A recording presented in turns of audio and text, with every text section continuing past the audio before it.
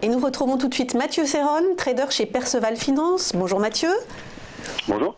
Alors on fait un point avec vous sur les perspectives du CAC 40. Eh bien, on cherche à travailler principalement à l'achat en achetant sur des replis, et ça depuis le franchissement de la zone des 5295-5003. Donc pour aujourd'hui, on va essayer d'acheter le plus proche possible des 5365-70, même si c'est vrai qu'on se pose beaucoup de questions quant au potentiel de hausse, puisque nous, justement, depuis le franchissement de la zone des 5003, on avait comme objectif suivant cette résistance de 5390-5400, et sur laquelle nous sommes déjà. Donc c'est vrai qu'on est extrêmement méfiant sur ce niveau de prix, mais en même temps, le marché reste ferme, et notamment lié à l'échéance qui sera demain, donc à 16h sur les contrats futurs, eh bien la pression reste forte sur les vendeurs à découvert, sur les vendeurs de call qui sont dans l'obligation de faire une petite gestion de delta, non pas parce qu'ils pensent que le marché va monter, mais parce qu'ils doivent fermer des risques. Donc on continue à travailler principalement à l'achat. On peut regarder du côté des options aussi, puisque la volatilité est faible. Donc on peut profiter de ce mouvement aussi en achetant des calls, par exemple, ou en montant des puts synthétiques, si on estime que le potentiel de hausse est limité, voire épuisé, et en tout cas que la hausse va être laborieuse. Moi, c'est ce que je fais dans mon trading au quotidien. Je monte cette stratégie-là. Donc, put synthétique, c'est un achat de call avec une vente de futurs en face.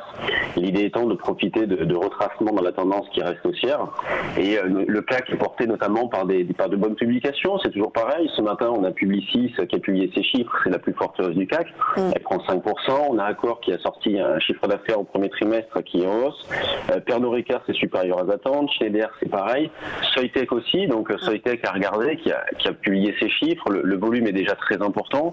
Il est nettement supérieur à ce qui se fait habituellement sur Soitec. Elle est en hausse de 8%. Donc toujours un news flow qui est plutôt bon. Donc le marché se nourrit de ça. Il se nourrit aussi de contre-pieds.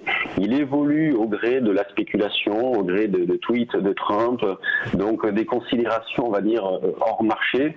Et donc voilà, donc on continue à travailler principalement à l'achat. Et moi, je suis placé à 66 5366,5 pour tenter un petit rebond. D'accord, oui, parce que les perspectives macro sont bonnes. On l'a vu, le FMI a même revu un peu en hausse la croissance, ses prévisions de croissance en zone euro. Mais là, il y a quand même le livre beige de la Fed qui a été publié hier et le G20 qui démarre aujourd'hui, qui quand même reste inquiet sur la guerre commerciale entre les États-Unis, j'allais dire, et l'Europe et la Chine. Oui, mais le marché ne regarde pas vraiment ça, parce que vous parliez du livre beige de la Fed. Hier, qu'est-ce qui s'est passé sur les marchés US? Mais pas grand-chose. Le Dow Jones a perdu 0,16. Le S&P 500 a gagné 0,16. Plombé les indices, c'est effectivement pas le livre beige. Ouais, tout à fait. Donc, et quand on voit l'état de la volatilité, tout à l'heure je vous parlais de la volatilité, notamment sur les options, donc parlons un petit peu de la volatilité implicite. On est autour de 10. Donc, s'il y avait de réelles craintes sur la suite, notamment les craintes d'un retracement important, la volatilité ne serait pas à ces niveaux de prix. Elle est extrêmement basse. Donc, ça signifie quoi? Ça signifie que les opérateurs ne sont pas très inquiets, ne couvrent pas forcément leur portefeuille. En tout cas, ils n'achètent pas de volatilité. Donc, pour l'instant, le marché se moque un petit peu de ce que dit ou pense le FMI, le livre beige, ainsi de suite. On est vraiment dans un mouvement qui est haussier en cours. Il y a de quoi se poser des questions sur les potentiels. Nous, on se posait des questions sur le potentiel lorsque le marché baissait, notamment à l'approche de la zone des 5050-5100.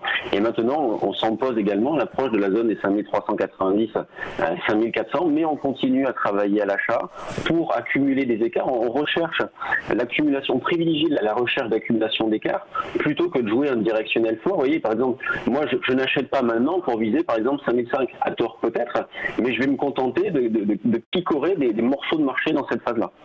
D'accord, c'est-à-dire que vous achetez pour 5400 là, par exemple?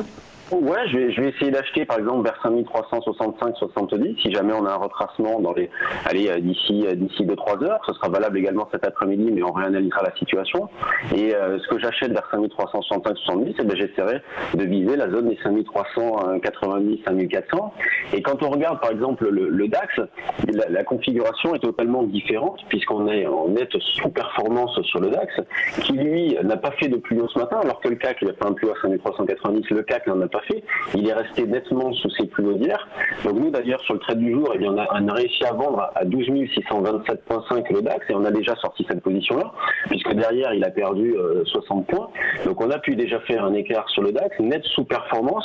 Donc on a un biais qui est haussier sur le CAC et il est baissier sur le DAX jusqu'à 12 750,60. Donc nous on continue à vendre le DAX tant qu'on est sous 12 750,60. Et là pareil, en raison du manque de visibilité, on préfère accumuler des écarts plutôt que de laisser porter. Donc voilà, et si jamais on revient chercher la zone de 12 625-630, eh bien je vendrai en double top. Donc double top avec ce matin à 8h, et dans l'idée de se racheter vers 12 585-90, écart que nous avons déjà réalisé ce matin. Donc si on y retourne, je vise le même écart. Et pourquoi selon vous le marché allemand est moins bien orienté que le marché français actuellement? Les perspectives des entreprises sont pourtant très bonnes en Allemagne. Oui, mais là on a vraiment des forts volumes sur des valeurs du CAC. Alors là je parlais plus d'une surperformance du CAC par rapport au DAX, ça revient au même, avec voilà des publications et notamment des grosses pondérations qui sont quand même plutôt bien orientées. Donc il faut savoir que dans le CAC toutes les valeurs ne pèsent pas le même poids, et quand on a des grosses pondérations qui surperforment, eh bien ça dope un indice que l'on a actuellement sur le CAC.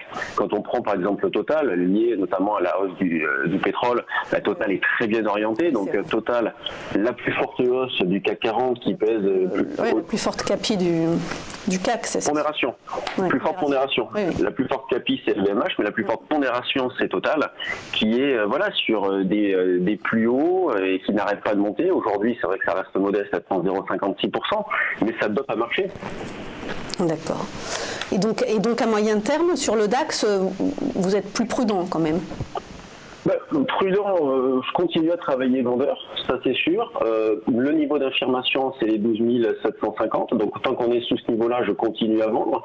Mais je ne me fais pas vraiment d'illusions sur un relais aussi baissier. Le contexte de fond, il est le même depuis des semaines, des mois, avec de longues phases d'hésitation, avec des réactions à de la spéculation qui est prise à contre-pied, des réactions par rapport à des rumeurs, par rapport à des tweets.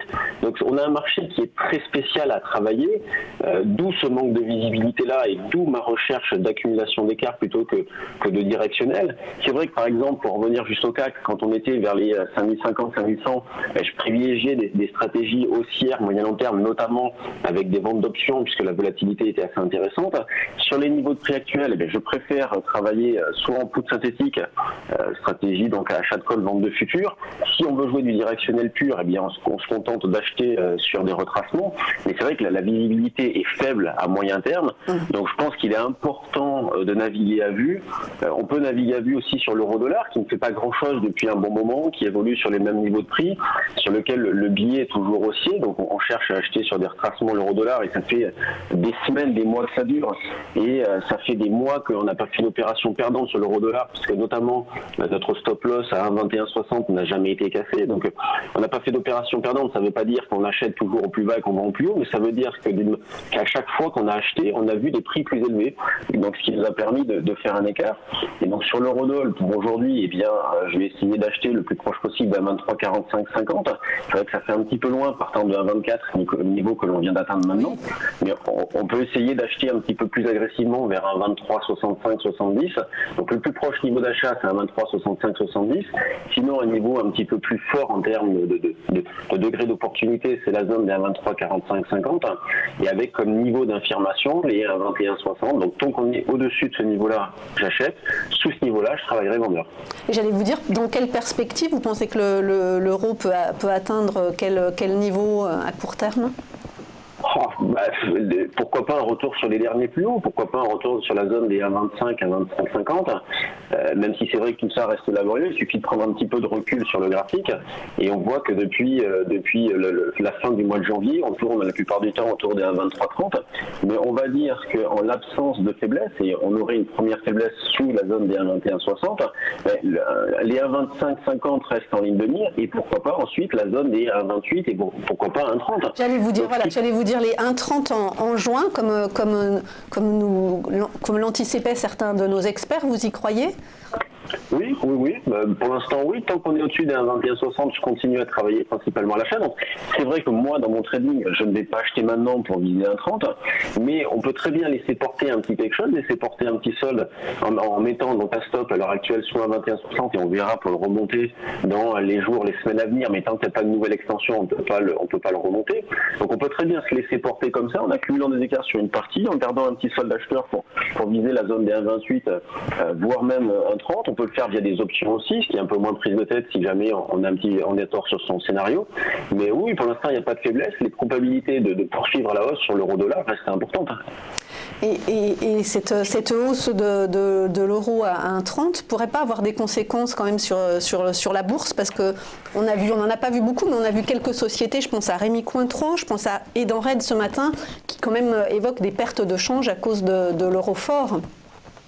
Oui, mais ce qui les gêne, ces sociétés-là, c'est lorsque l'eurodoll évolue violemment, c'est-à-dire quand on a une hausse violente, parce qu'ils n'ont pas forcément le temps de se couvrir. Quand on a des mouvements, exactement, quand on a des mouvements comme en ce moment qui sont très lents, ils ont le temps de se couvrir. Donc, ce qui leur a fait mal, notamment l'année dernière, c'est ces grandes phases d'accélération où on passe de 1,12 à 1,18 quasiment en ligne droite. Donc là, pour se couvrir, c'est quand même très compliqué.